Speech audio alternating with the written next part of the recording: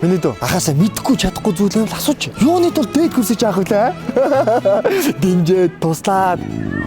Шүү. Миний дөө өлсөд байгаа юм уу? Харин тий ахаа. Ах нь хоол аваадаггүй.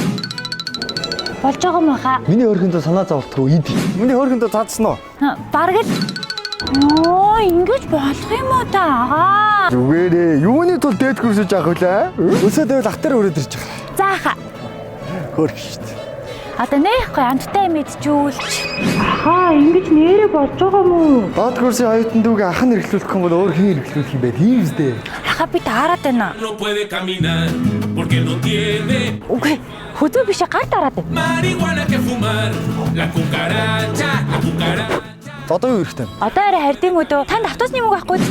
Дүүгээ ах нь машинаар өргөдөг ёо. Ах минь ингэж болох юм уу да? Юундаа санаа алдаад байгаа юм чи?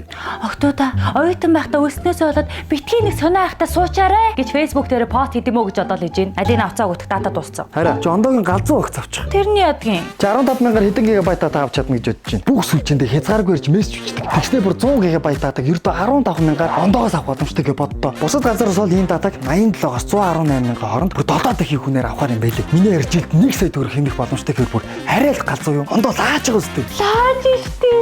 Гэтэл би сонио ахта сууссан.